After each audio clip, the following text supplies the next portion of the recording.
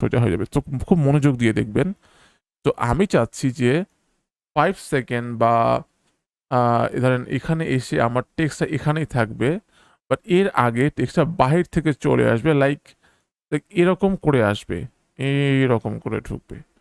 এইটা কিভাবে আমি এই কি পজিশনের মাধ্যমে অ্যানিমেট করব? তো 5 সেকেন্ডে আমি যাই, যাওয়ার পরে আমার ভিডিওটা যদি ছোট, আমি একটু বড় করে দিই, সমস্যা কি? বড় করে দিলাম। এখন হচ্ছে এই 5 সেকেন্ডে আমি এই টেক্সটকে সিলেক্ট করব, লেয়ারকে, দেন ইফেক্ট কন্ট্রোলে থাকবো। আপনি যদি ইফেক্ট কন্ট্রোল খুঁজে না পান সেক্ষেত্রে এভাবে সুইচ করতে পারেন। Okay fine. দেন আবার আমি টেক্সটে ক্লিক করব, দেন নিচে যাব। এরপর হচ্ছে টেক্সটের ট্রান্সফর্ম যে অপশনটা আছে, পজিশনে আমি একটা ক্লিক করব। যখনই এখানে দেখেন এই যে স্টপওয়াচ আইকনে একটা ক্লিক করলাম, একটা পয়েন্ট এখানে চলে আসছে, এবং এই যে কার্সর পয়েন্ট এবং এই কার্সর পয়েন্ট সেম। দেখেন আমি এটাকে চেঞ্জ করে ওটা ঘুরতেছে, এটাকে চেঞ্জ করে ওটা ঘুরতেছে, মানে এটার একটা প্রতিচ্ছবি এখানে আমরা দেখতে পাচ্ছি। এবং এই পয়েন্টটা হচ্ছে গিয়া মানে কি ফ্রেম, যে আমরা কোথায় টেক্সটকে কোন দিকে দেখব। তো পজিশন যেহেতু দিলাম আমি, মানে আমার 5 সেকেন্ডে আমি এইখানেই দেখব। অ্যান্ড আমি আবার 0 সেকেন্ডে যাই, যাওয়ার পরে আমি কোথায় দেখব? দেখব হচ্ছে গিয়ে বাহিরে, মানে 0 থেকে 5 এর মধ্যে সব বাহির থেকে ভিতরে।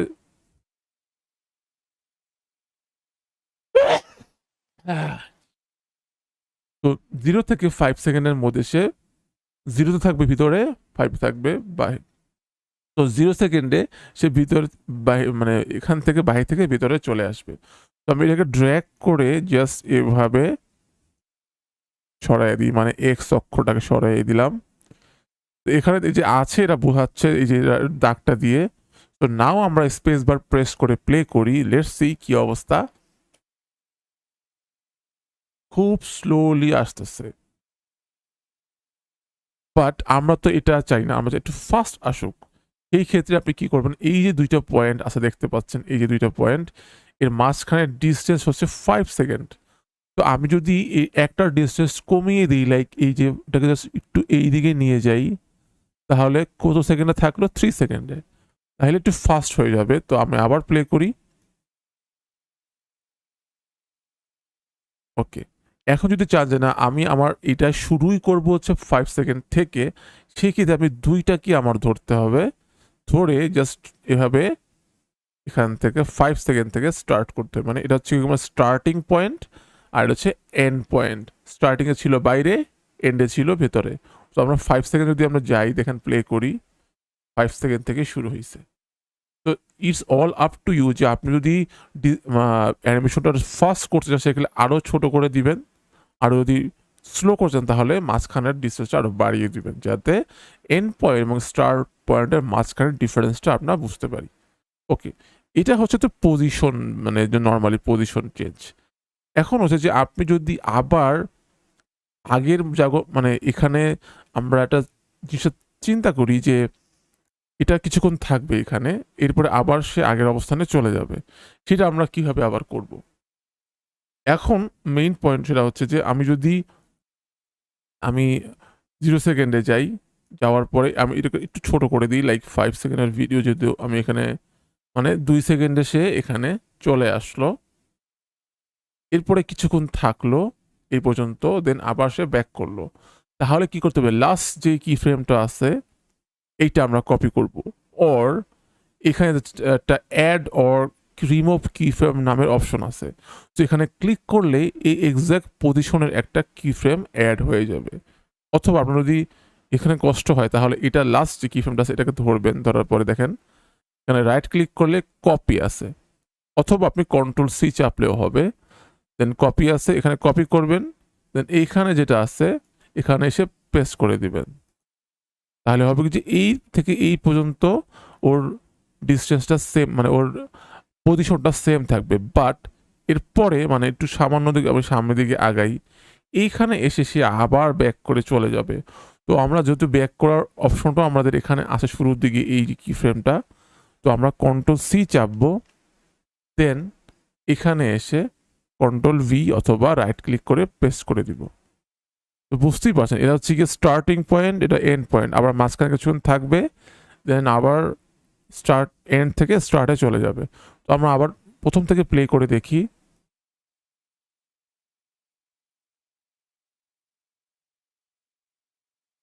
ওকে, সো বুঝতেই পারছি যে আমরা এই থেকে এই পর্যন্ত আসলো, কিছুক্ষণ থাকবে, দেন আবার এখানে চলে যাবে। তো এটা কিন্তু আমাদের প্রিমিয়ার প্রো একেবারে বেসিক অ্যানিমেশন, কারণ প্রিমিয়ার প্রো মেইনলি ইউজ করা হয় এডিটিংয়ের জন্য, বাট কিছু কিছু ক্ষেত্রে আমাদের অ্যানিমেশন দরকার হয় বা সামান্য টুইকিং দরকার হয়। এবার আমরা পজিশন তো বুঝলাম, পজিশন থেকে আমরা এবার চলে যাব হচ্ছে স্কেলিং। দেখেন স্কেল আছে, রোটেশন আছে, অপাসিটি আছে।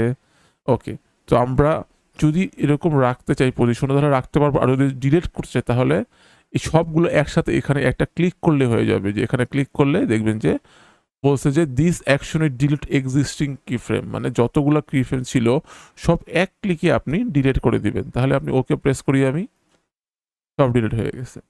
নাও come to the front part, যে আমরা এখন স্কেল করি, যদি স্কেলিং তাহলে কি হবে যে ছোট বড় হবে এরকম। তো অ্যাঙ্কর পয়েন্টটা অনেকে বুঝেন না, যারা ফটোশপ বা ইলাস্ট্রেটর ইউজ করেছেন, অ্যাঙ্কর পয়েন্টটা কিন্তু আপনাদেরকে বুঝতে হবে। তো এখন এই অ্যাঙ্কর পয়েন্টটা আমার কোথায় আছে, কীভাবে বুঝবো? আমরা লেয়ারে ক্লিক করলে দেখবেন যে এই যে একটা গোল আকার আইকন আছে, এইটাকে জাস্ট মাঝখানে নিয়ে আসবো। দেখেন মাঝখানে নিলে ঘুরতেছে একটু, আবার রিপোজিশন করি। এভাবে যদি না চান সেক্ষেত্রে আপনার যে অ্যাঙ্কর পয়েন্ট দেখেন এই অপশনটাই আছে, আপনি এভাবেও করতে পারেন। অ্যাঙ্কর পয়েন্টের কাজ কি দেখেন, যেহেতু আমি অ্যাঙ্কর পয়েন্টটা আমার মাঝখানে আছে, আমি একটু বড় করে দেখাই আপনাদেরকে। এই দেখেন আমার অ্যাঙ্কর পয়েন্ট যদি মাঝখানে আছে, আমি যদি এখন স্কেলটাকে ছোট বড় করি, দেখেন মাঝখান থেকে ছোট বড় হচ্ছে। বাট আমি যদি অ্যাঙ্কর পয়েন্টটাকে ধরে এক কর্নারে নিয়ে আসি এভাবে, এখানে দেখেন, এখানে নাও কাম টু ফ্রন্ট পার্ট, দেখেন এবার আমি যে স্কেলটা চেঞ্জ করি, দেখেন কি হচ্ছে, ওই এক কর্নার থেকে আমার ছোট বড় হচ্ছে।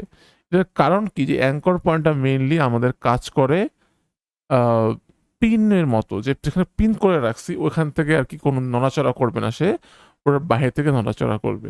তো আন্ডু করতে গেলে কন্ট্রোল জেড, আর যদি আপনি রিডু করতে চান, লাগে আপনি আবার আগের অবস্থানে ফিরে যেতে চান, সেক্ষেত্রে কন্ট্রোল শিফট জেড।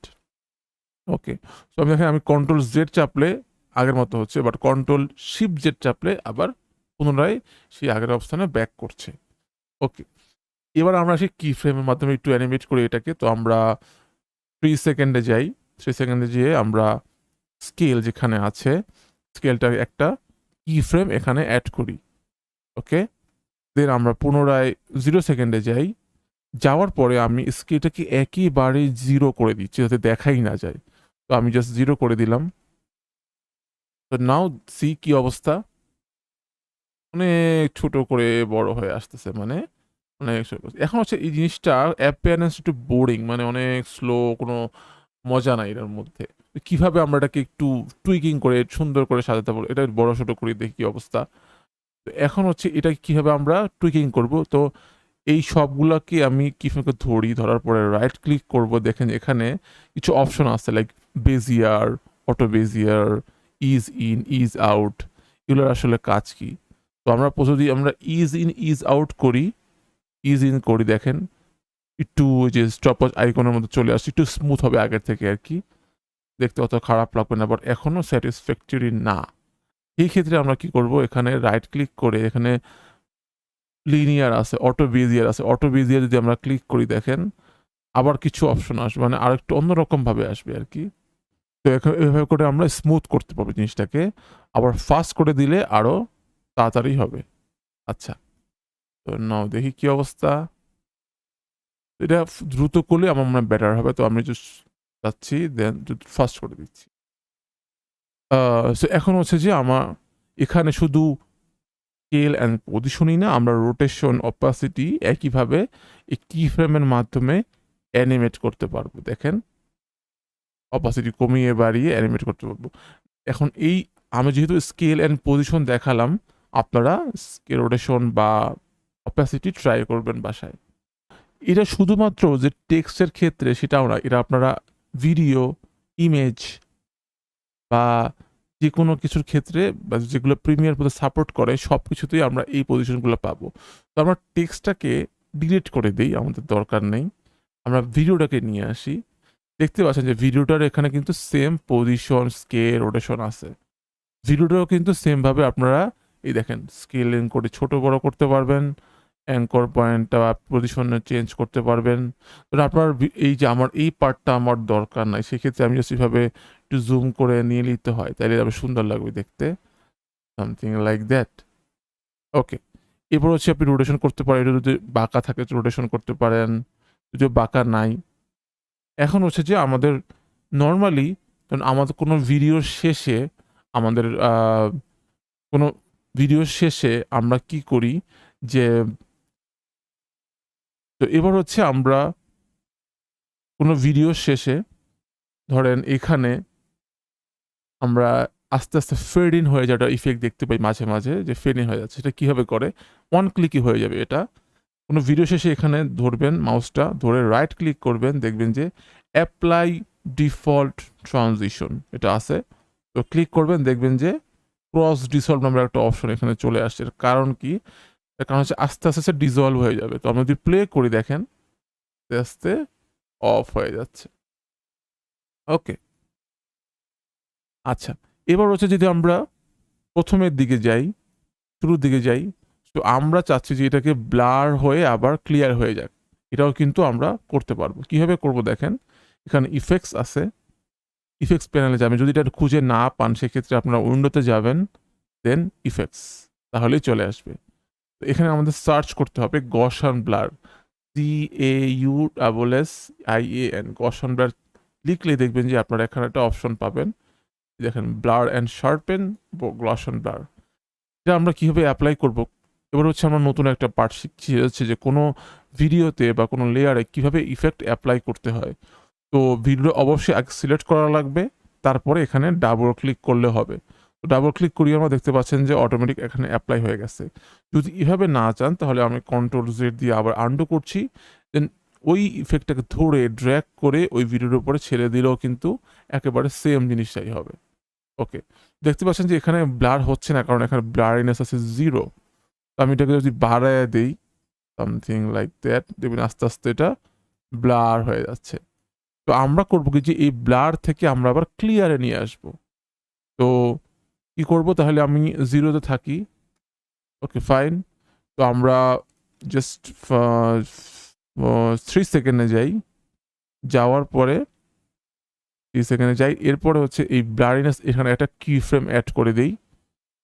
ফাইন, দেন 0 সেকেন্ডে যাই, যাওয়ার পরে এটাকে আমি ইচ্ছা মতো বাড়াই, একেবারে ব্লার করে ফেলি, তো আমার ব্লার থেকে ক্লিয়ার হয়। তো একদম ব্লার করে ফেলছি অনেকখানি। তো যদি আপনার এরকম ডার্ক সার্কেল যদি থাকে চারপাশে, তাহলে আপনার এখানে রিপিট এইচ পিক্সেল এটাকে ক্লিক করবেন, এবং এখানে হরিজন্টাল অ্যান্ড ভার্টিক্যাল ব্লারনেস আছে। আপনি যদি হরিজন্টালি জানেন হরিজন্টালি ব্লার হবে এরকম, ভার্টিক্যাল চাইলে ভার্টিক্যালি ব্লার। তবে আমার মনে হয় দুটো একসাথে করলেই ঠিক আছে। ওকে, তো নাও আমরা প্লে করি, আস্তে আস্তে দেখছেন যে ক্লিয়ার হয়েছে, মানে ব্লার থেকে আস্তে আস্তে আমরা ক্লিয়ারে নিয়ে আসলাম। এটা হচ্ছে একটা নর্মাল একটা ইফেক্টসের মতো। ওকে, তো এই ছিল আমাদের বেসিক কি ফ্রেম। এর